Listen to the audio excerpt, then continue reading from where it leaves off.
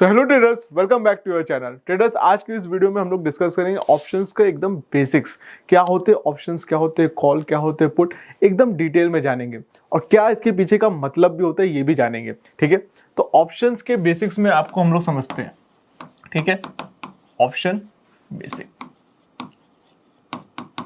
अब ये बहुत ही फैंसी टर्म है ट्रेडिंग के दुनिया में। बहुत सारे ट्रेडर्स जो हैं, आज आप देखा जाए रिटेलर्स ऑप्शंस में ट्रेड करते हैं। इंडिया जबकि सबसे ज़्यादा वॉल्यूम ऑप्शंस में जनरेट करता है और सबसे ज़्यादा लॉस भी इंडिया के रिटेलर्स को ही हो रहा है। क्यों? क्योंकि ये आपको बताता है, लोगों को जनरली जो होता है ना, बड़े बड़े यूट्यूबर्स जीरो टू हीरो बताते हैं आपको कि आज आपने 1 लाख का बाय किया होता 1 करोड़ हो जाता। नहीं होल्ड करता कोई, इतना देर तक कोई भी होल्ड नहीं कर पाता। खैर एनीवे, हम लोग अभी ऑप्शंस के बेसिक्स के बारे में जानेंगे। ठीक है, तो ऑप्शंस में अगर दो चीज होती है, एक होती है कॉल, ठीक, एक होती है पुट। अब रिटेलर्स का क्या मतलब होता है इनके टर्म्स में? उनको सिर्फ एक चीज पता है कि कॉल हम लोग बाय कर सकते हैं, पुट हम लोग बाय कर सकते हैं। उनको ये नहीं पता कि पुट को आप सेल भी कर सकते हो, कॉल को भी आप सेल कर सकते हो। दोनों के अलग मीनिंग होते हैं।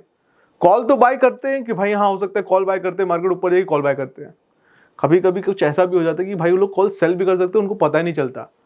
कैसे हो सकता है इसका एग्जांपल मैं बताता हूं। कैसे? आपने कॉइल बाय किया, ठीक है, आपने उसका एग्जिट कट लगा दिया, ठीक है, इतने पे जाएगा, एग्जिट हो जाएगा। अब रिटेलर्स करते क्या है भाई, उनके पास होता है 10,000, कॉल बाय कर लिए और उस पर एग्जिट लगा देते हैं। फिर करते क्या, वो जाके ऑर्डर बुक में वहां से मॉडिफाई नहीं करते हैं, वो जाके फ्रेश उसी कॉल को फ्रेश से बेचने की कोशिश करते हैं कि मेरा एग्जिट हो जाए, मेरा एग्जिट हो, पर वो होता नहीं है और वो कॉल चली जाती है डिलीवरी में। डिलीवरी में होने के बाद भाई अगर कल गैप डाउन हो गया तो मार्केट का उनका तो पैसा खत्म।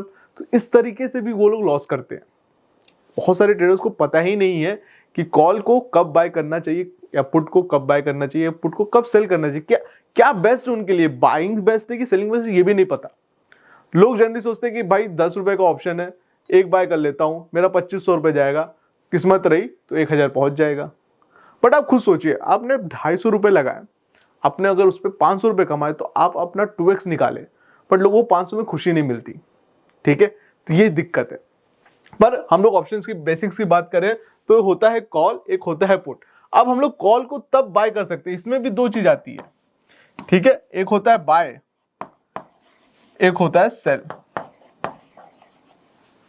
पुट में भी दो चीज आती है, बाय एंड सेल। ठीक है, ऑप्शंस में अगर हम लोग बात करें, कॉल पुट होती है, उसमें एक होता है बाय, एक होता है सेल, और पुट में भी बाय होता है, सेल होता है।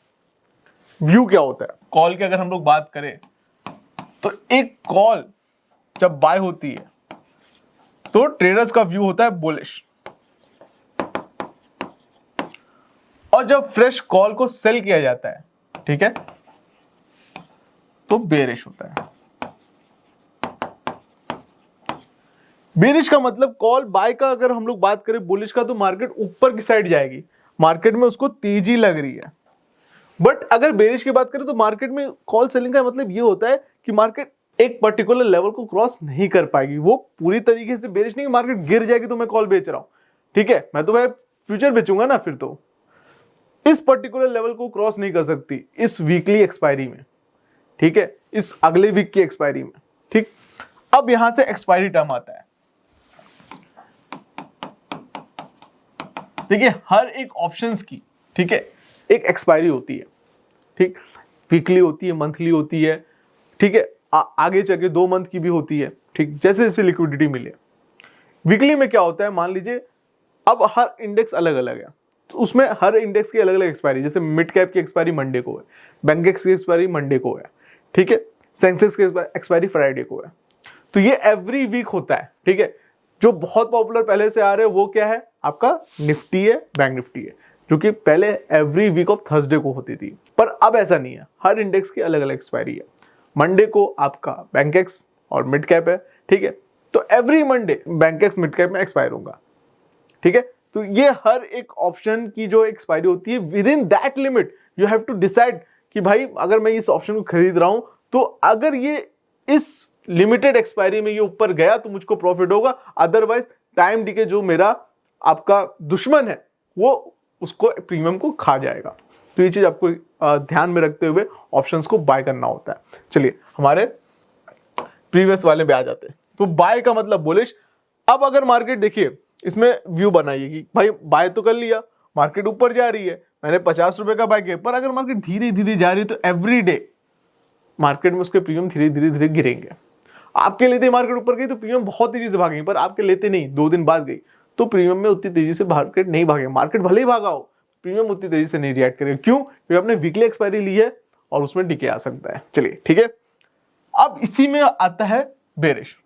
अगर आपको लग रहा है मार्केट इस पर्टिकुलर लेवल से, मार्केट 24,500 चल रही है निफ्टी, ठीक है, 24,000 आपका जो है, अगर देखा जाए निफ्टी 25,500 पे है, मार्केट 26,000 तो नहीं जाने वाली, तो आपने 26,000 की कॉल बेच दी इसी वीक की, मान लीजिए 10 रुपए में। अगर वो 10 रुपए नहीं गई तो वो 10 रुपए एक सेलर को मिल जाता है, ठीक है।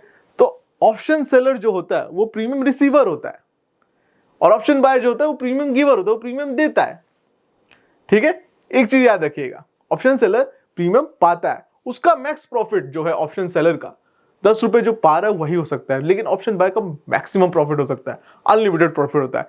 इसीलिए रिटेलर उसमें फंसता है, भाई मेरे को अनलिमिटेड प्रॉफिट होगा, पर उसकी प्रोबेबिलिटी ऑफ विनिंग बहुत कम होती है। सेलर की प्रोबेबिलिटी ऑफ विनिंग होती है 70%, बल्कि ऑप्शन बायर की प्रोबेबिलिटी ऑफ विनिंग होती है 30%। अगर आपकी प्रोबेबिलिटी 30% है तो आपको एक ट्रेड में कम से कम 1:4 कमाना होगा, तब आप जाके 30% को बीट कर पाओगे, तब आप जाके नेक्स्ट प्रॉफिटेबल होगा। मतलब आपके पास कुछ ऐसा सेटअप होना चाहिए जब आप ऑप्शन बाय करो तो आपको 1:4 मिले, तब भी आप प्रॉफिटेबल हो 30% की प्रोबेबिलिटी के साथ, अदरवाइज नहीं हो। मतलब आपका 10 में से जो ट्रेड होना चाहिए 2 ही सही हो या 3 ही सही हो, बट वो हो तो 1:4 हो, ठीक है। तो लोगों के पास में कैपेसिटी नहीं होती कि वो 10 में से 2 ट्रेड देखते रहे, 2 ट्रेड का इंतजार करते हाँ सही है, और 8 ट्रेड लॉस करते रहे। आई होप आपको चीजें समझ में आ रही होगी। तो चलिए अगर हम लोग पुट सेलर की बात करें या पुट बायर की बात करें, ठीक है, तो अब इसमें आता है पुट, ऑप्शन में पुट।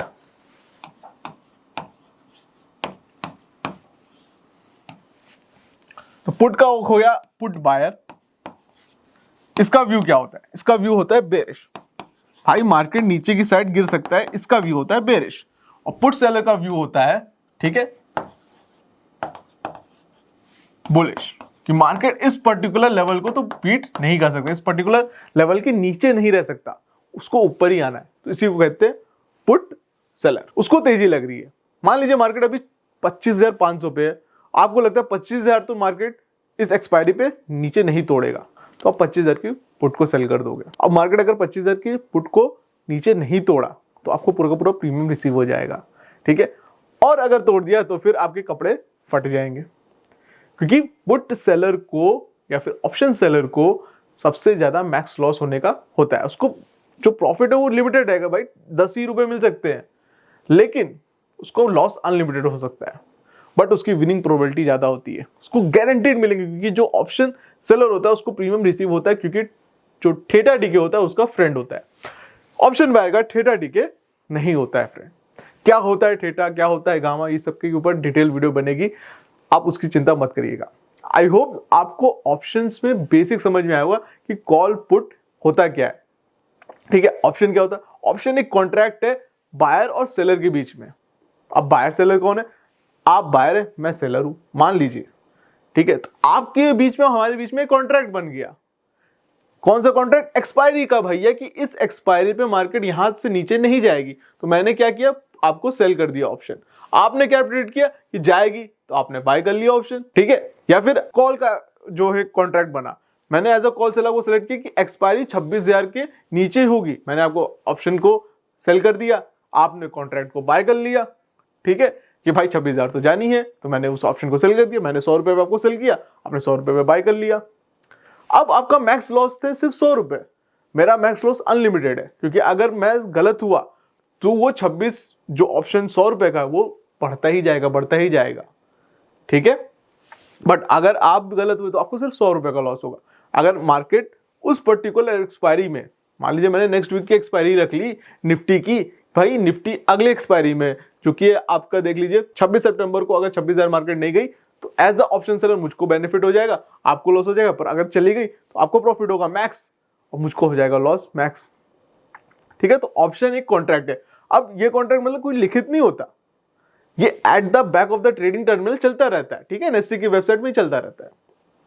आई होप दोस्तों आपको ऑप्शन बेसिक्स बहुत ही स्क्रैच से मैंने समझाया, आपको समझ में आया होगा। अगर आपको वीडियो इंटरेस्टिंग लगी हो तो प्लीज चैनल को सब्सक्राइब करिए, वीडियो को लाइक करिए, वीडियो को मैक्सिमम अपने फ्रेंड्स एंड फैमिली के साथ शेयर करिए ताकि उन्हें भी वैल्यूएबल इंफॉर्मेशन मिले। एंड अगर आपके पास डीमैट अकाउंट नहीं है, लिंक डिस्क्रिप्शन बॉक्स में डाल रखिए, आप डीमैट अकाउंट वहां से ओपन कर सकते हो, अपनी ट्रेडिंग जर्नी को वहां से स्टार्ट कर सकते हो। आज के लिए इस वीडियो में इतना ही, हम लोग मिलते हैं अपने नेक्स्ट वीडियो में।